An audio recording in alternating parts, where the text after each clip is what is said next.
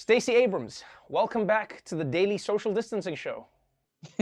Thank you for having me again. The last time you were on the show, for many Americans, it seemed like everything was lost. We were at the height of the George Floyd protests. Donald Trump was, just Donald Trump. And coronavirus was going up in a way that we couldn't have even imagined could get worse. Speaking to you today, Joe Biden is now officially in the White House. Donald Trump is back playing golf where he was when he was president, but not as president. And coronavirus is still going up. So it's, I guess, 1 out of 3 right now. Are you happy with how things are going? How are you doing today?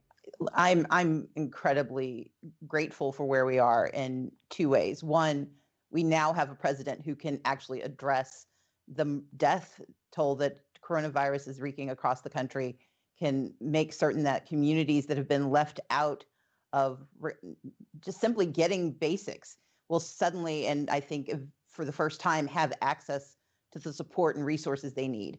I am deeply, deeply grateful that Donald Trump is out of the White House. I'm a little annoyed that he's just south of where I live, but we're America. He gets to live where he wants. But I think more than anything, we have an opportunity for hope that we haven't had in a very long time. And I'm just pleased that Georgia got to be a part of making it so. Many people have credited the work that you've done in Georgia. What I've appreciated, though, is how when Georgia flipped, the first thing you did was thank all the other people who made it possible. Walk me through that. Is it very strange for you to be almost like the Iron Man of this thing? And then you have to keep telling people, yes, but Spider-Man also helped, and so did Black Panther, and so did every single other person in the Marvel universe? I'm grateful for the support and the accolades, and I understand just how relieved people feel, and it's important often to identify a focal point. I've been privileged to be a part of building this apparatus over a decade. I've been pretty good at publicly begging for money for our state and being the hype man for Georgia. And so I appreciate the attention and the recognition, but I do think it's always essential that you recognize all of the component pieces, because grassroots organizing and political organizing are 2 facets of how you put together the infinity stone that actually delivers us from Thanos into justice. So this is, I know, and for all the Marvel acolytes, I know I completely butchered that a little bit, but you got what I meant. So I'm so pleased to be a part of this pantheon that got good done. And it is my responsibility to always lift up those who have been doing this work, because the minute we start to believe our own hype, we believe the accolades that they belong solely to us. That's the beginning of someone like a Donald Trump. That's the beginning of something like the modern day Republican Party, where you lose the sense of who you are trying to be what people say they think you should be.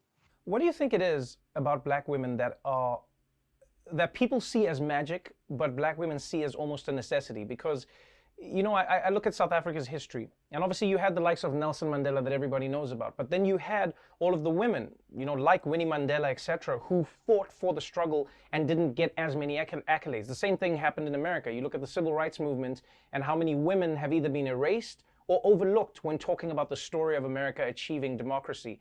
When you look at the fight that is happening right now, there's no denying that everywhere around the country, Black women are at the forefront of trying to get America to be as progressive as possible. What do you think that comes from?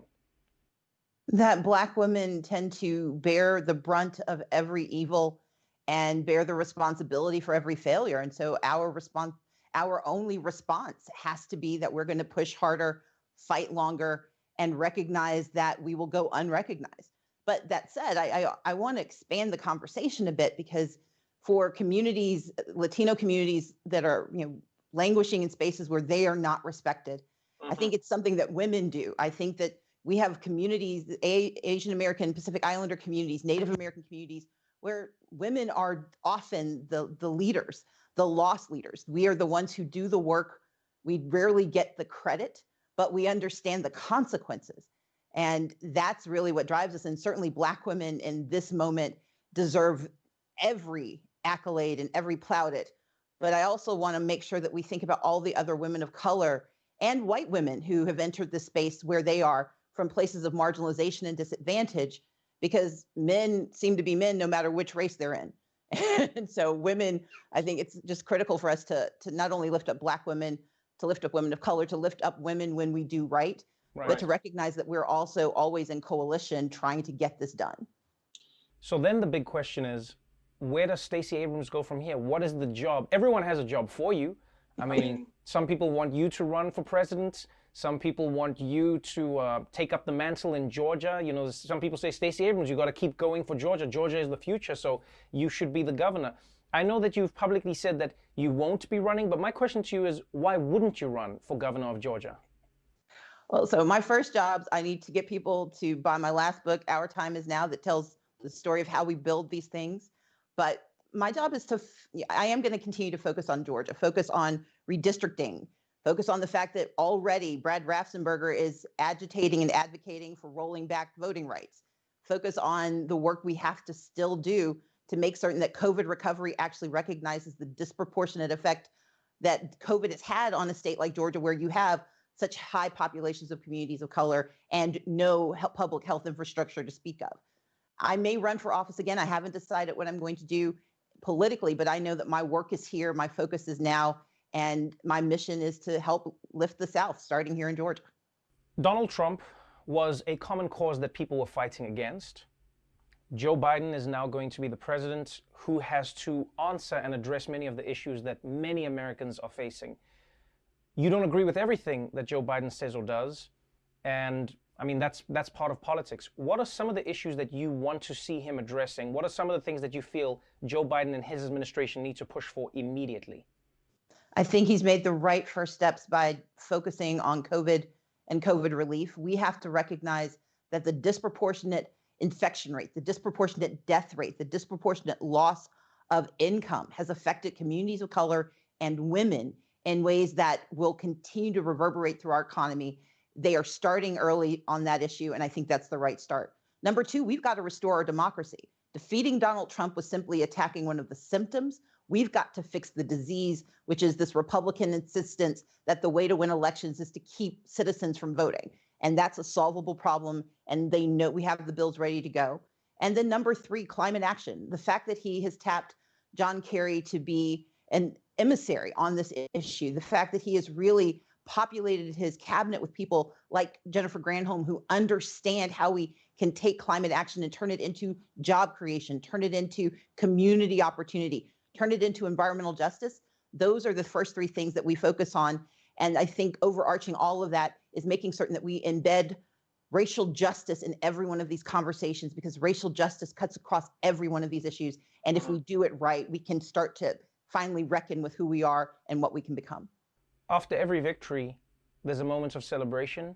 After hard work, there's a moment where you reap your rewards. Is Stacey Abrams going on a vacation? I know it's hard in a pandemic. There's not many places you can go, but Georgia has like beautiful lakes and you've got beautiful like areas you can. Are you going to take some time off, or do you just not stop? I am so excited. My younger sister Leslie likes to bother the dickens out of me because I don't vacation effectively. But I am going on vacation and I am so excited and I need the rest. What do you do? What do you do on vacation? What does Stacey Abrams do on vacation? Are you the like sit down, read a book, do nothing type, like on a beach type thing? Or are you the like kayak on like a river type person? Who are you? Kayaking on a river is what you do when you're on an active vacation with people who know how to do the balance. But I'm going on vacation by myself and I will be reading. I will occasionally roll over and maybe watch something on TV and then roll back over and start the next book. And I'm going to take really, really long naps. I'm so excited about sleeping. Well, enjoy the naps, enjoy the reading, and I'm excited to see what the future of Stacey Abrams holds. Thank you so much for joining us again on the show. Trevor, thank you for having me again. You're fantastic.